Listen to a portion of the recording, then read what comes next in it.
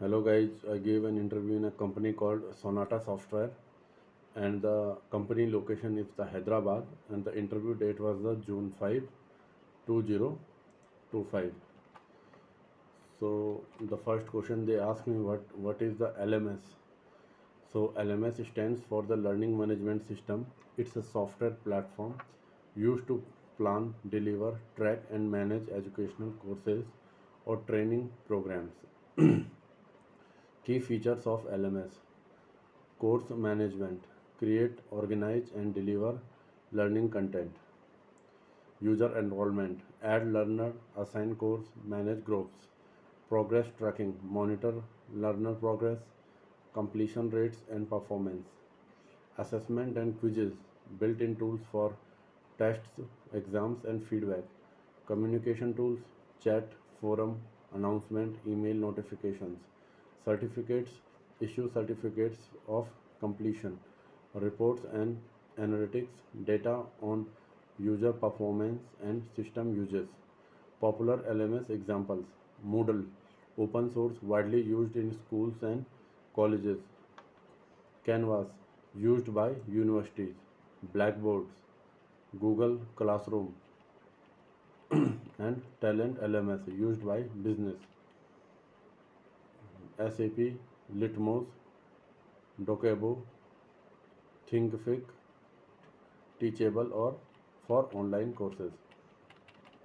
Common use cases: educational institution, manage online classes, assignments, grades. Corporate training, employee onboarding, compliance training. Freelancing and coaches sell and manage courses online. In my project, okay, so they asked me, uh, have you ever used have you ever used LMS in your project? So actually I have done uh, twice in my projects, in two projects. So in my recent project, that is a GEM, that is government marketplace. GEM LMS is an invaluable user-centric knowledge repository featuring learning paths to meet user specific needs and learn to ecosystem better. It serves as a platform for users and trainers, facilitating intermediate processes like registering training, live training using webinar, certification, feedback, FAQs, and other user specific journey. Key feature: asset repository. So, exhaust videos, ebook, manual, and FAQs repository to help you learn effectively.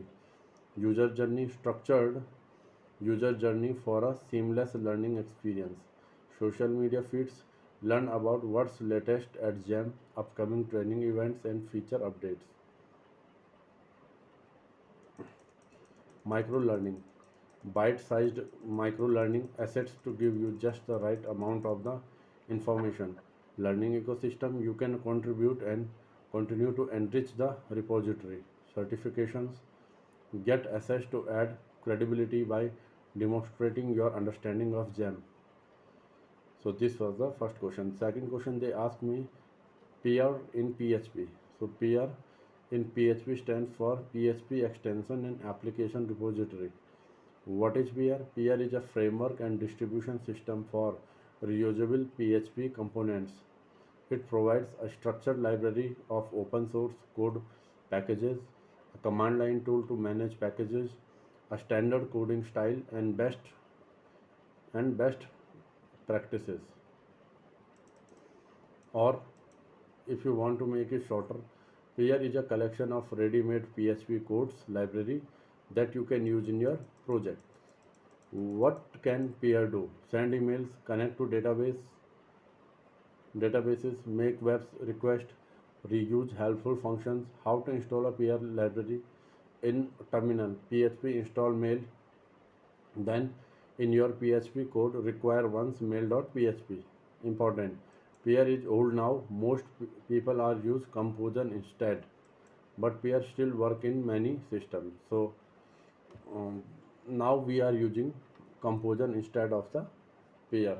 So if you can compare PR versus Composer, so PR old PHP package manager, Composer modern PHP package manager. Peer, share and install PHP libraries. Composer, manage project specific PHP libraries. Peer, global system wide.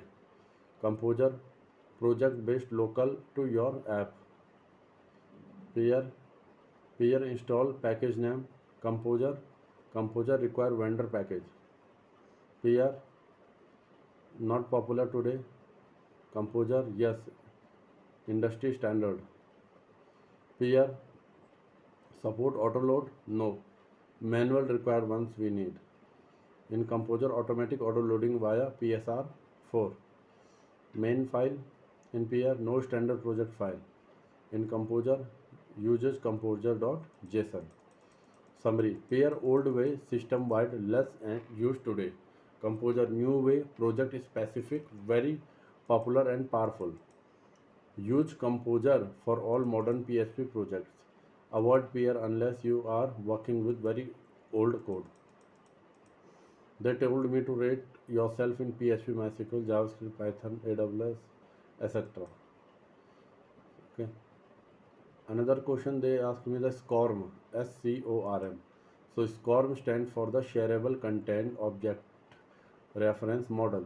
It is a technical standard used to package and deliver e-learning client content like the quizzes, videos, lesson that works with an LMS learning management system that support the SCORM.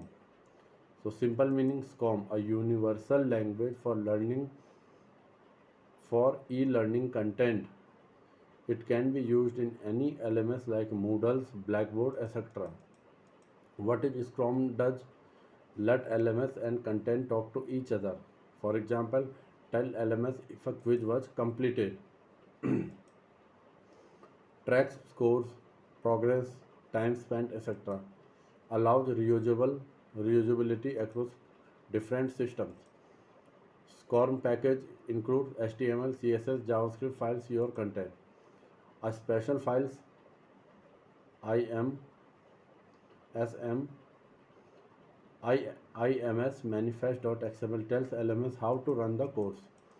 So version of Scrum 1.2, mostly widely used basic tracking. Scrum 2004, better tracking, sequencing control. Use case example. You create a quiz in Adobe Captive or Articulate. Export it in the SCORM package .zip. Upload to an LMS like Moodle. It works out of the box. LMS tracks result. Example, you make an online quiz or course, save it in the SCORM, upload to any LMS, so then it will work. Okay. So SCORM helps show course content, track progress completed or not, track quiz score, save time spent or lesson, used in schools, companies for employee training, online course platform.